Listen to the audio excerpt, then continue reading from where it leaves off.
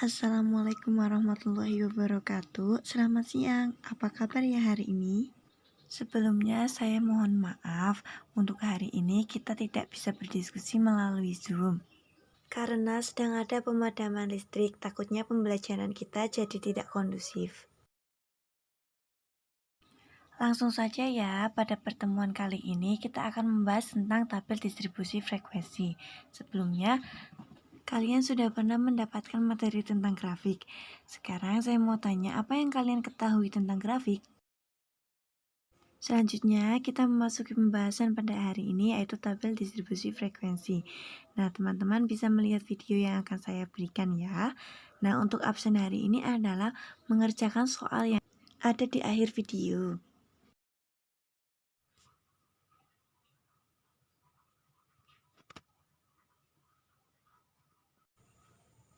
Assalamualaikum warahmatullahi wabarakatuh. Halo teman-teman yang ada di rumah, apa kabar hari ini? Semoga baik-baik saja ya. Nah, kesempatan kali ini izinkan saya Milda Yuliani untuk menjelaskan mengenai materi statistika. Nah, ya apa saja sih yang akan saya sampaikan pada video kali ini?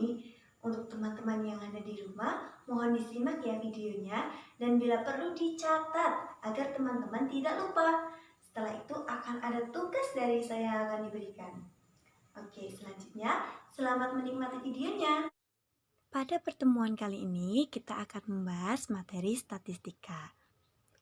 Yang akan dibahas yaitu yang pertama ada tabel distribusi frekuensi, kedua tujuan dibuatnya tabel distribusi frekuensi, ketiga cara membuat tabel distribusi frekuensi, keempat ada contoh soal. Memasuki pembahasan yang pertama yaitu tabel distribusi frekuensi. Nah, apa itu tabel distribusi frekuensi? Yaitu data yang telah diperoleh dari suatu penelitian yang masih berupa data acak yang dapat dibuat menjadi data yang berkelompok, yaitu data yang telah disusun ke dalam kelas-kelas tertentu. Daftar yang memuat data berkelompok disebut distribusi frekuensi atau tabel frekuensi. Menurut artikel yang ditulis Hasan, distribusi frekuensi adalah susunan data menurut kelas interval tertentu atau menurut kategori tertentu dalam sebuah daftar.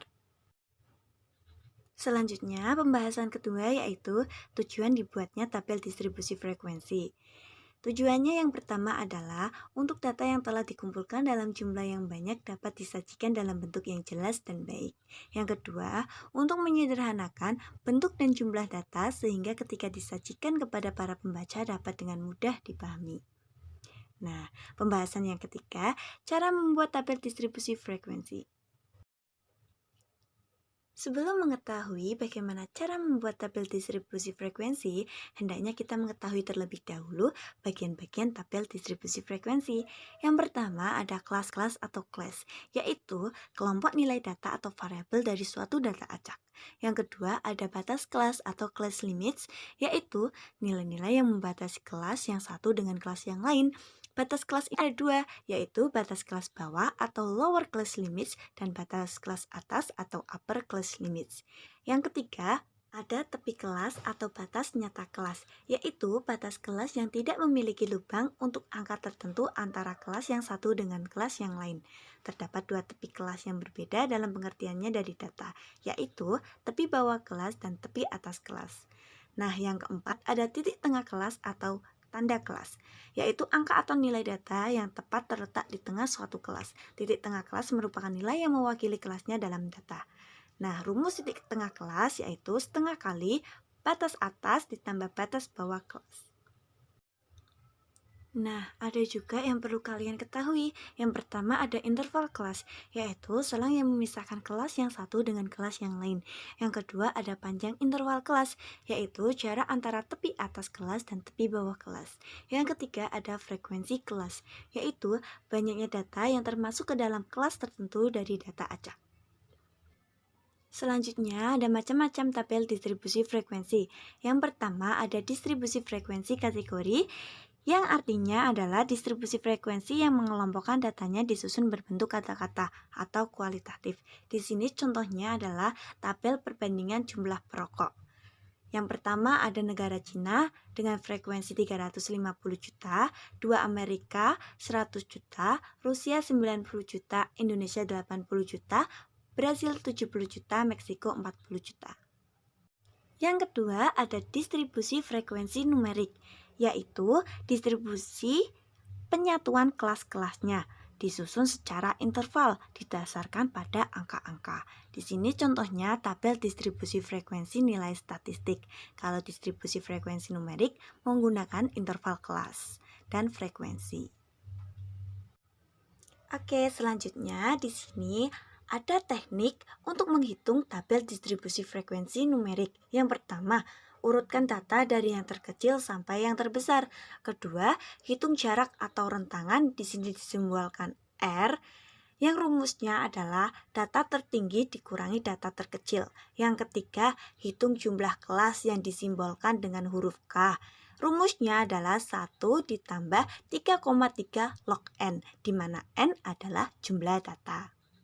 Yang keempat, hitung panjang kelas interval yang di sini disimbolkan huruf P dengan rumus rentangan atau R dibagi jumlah kelas atau K. Yang kelima, tentukan batas data terendah, dilanjutkan dengan menghitung kelas interval dengan cara menjumlah tepi bawah kelas ditambah dengan panjang kelas atau P dan hasilnya dikurangi 1 sampai pada data terakhir. Teknik yang terakhir, buatlah tabel sementara atau tabulasi dengan cara menghitung satu demi satu sesuai dengan urutan interval kelas. Memasuki pembahasan yang keempat yaitu contoh soal. Nah, di sini diberikan soal, nilai ujian statistika 65 orang mahasiswa adalah sebagai berikut. Dari data di atas, buatlah tabel distribusi frekuensinya. Menggunakan teknik distribusi frekuensi numerik, kita selesaikan soal tersebut. Yang pertama, urutkan data dari yang terkecil sampai yang terbesar. Setelah diurutkan, hitung jarak atau rentangan dengan rumus data tertinggi dikurangi data terkecil. Diketahui data tertinggi adalah 94 dan data terkecil adalah 25 sehingga hasilnya adalah 69. Selanjutnya, menghitung jumlah kelas yang rumusnya sudah diketahui yaitu 1 tambah 3,3 log N. Di sini N-nya ada 65 sehingga hasilnya ada 6,98 dibulatkan menjadi 7. Selanjutnya, hitung panjang kelas, yaitu rumusnya R dibagi K. Nilai 69, nilai K adalah 7, maka hasilnya 9,8 dibulatkan menjadi 10. Langkah selanjutnya, hitung batas panjang interval kelas. Nah, data yang pertama itu 25 ditambah 10 kurangi 1 sama dengan 34 sampai data terakhir yaitu 85 ditambah 10 dikurangi 1 sama dengan 94.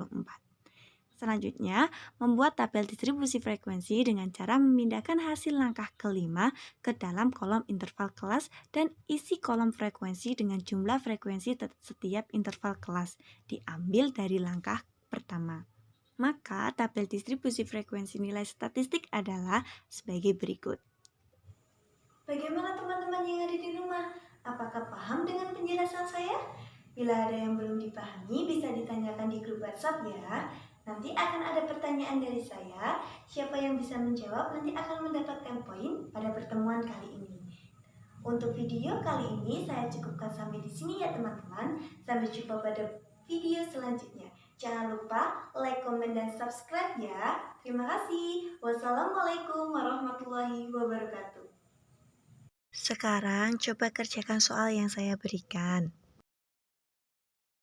Coba langkah pertama apa yang harus dilakukan. Lalu langkah yang berikutnya apa ya? Ada yang bisa menjawab? Sepertinya teman-teman sudah memahami apa yang saya sampaikan pada hari ini ya. Jika sudah, silahkan untuk disimpulkan materi pada hari ini. Saya cukupkan untuk pertemuan kali ini. Minggu depan kita akan membahas tentang ukuran pemusatan data. Untuk teman-teman yang ada di rumah, bisa mempelajarinya terlebih dahulu. Semoga apa yang kita pelajari hari ini dapat bermanfaat. Teman-teman yang ada di rumah, tetap patuhi protokol kesehatan dan selalu jaga kesehatan. Sampai jumpa pada pertemuan selanjutnya. Terima kasih. Wassalamualaikum warahmatullahi wabarakatuh. Untuk tugasnya, kerjakan latihan soal yang ada di buku dan kirimkan ke saya paling lambat hari Senin depan ya.